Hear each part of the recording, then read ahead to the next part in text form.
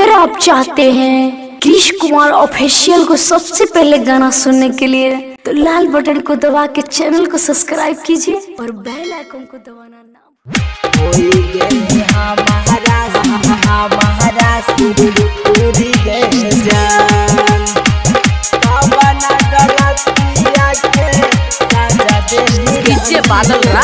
DJ बादल recording studio बहुत मजा सपना देखाई के जिंदगी उजाला ली मंगिया में से नूरा बस जली गे जान।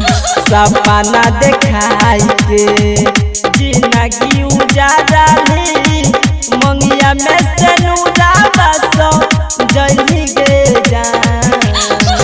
कबना गलतिया के सजा देली रानिया होई गेली हमारा से दूरी गे जान जाना गई।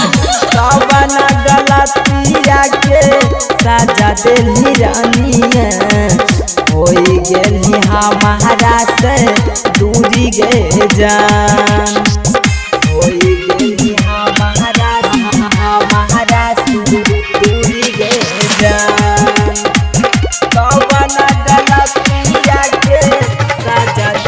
डीजे बादल छोड़ के चल गेली डोली में चढ़ के कि हम करलियो कि गली मुँह मोर के।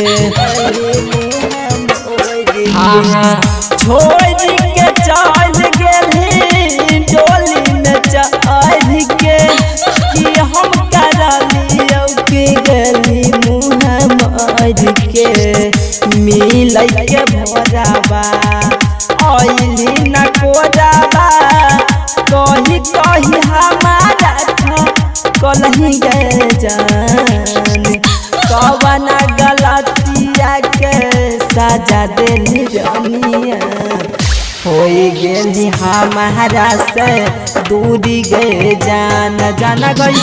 कवना गलतिया के सजा देली रानिया होई गेली हमारा से दूरी गे जान। होई गेली हमारा से दूरी गे जान। कवना गलतिया के सजा देली डीजे बादल रिकॉर्डिंग स्टूडियो बहुत मजा ओठवा के लालिया दही के छलिया हम नच खलिया भूलैली दिला तोरिया। ओठवा के लालिया दही के छलिया हम नच खलिया भूलैली दिला तोरिया। छौरा कृष मनुष्य से कैली भेंट गे डीजे दीवा कर देख के फेला कैली देख गे। कवना गलतिया के सजा देली रानिया होई गेली हमारा से दूरी गे जान जाना गई। कवना गलतिया के सजा देली रानिया होई गेली हमारा से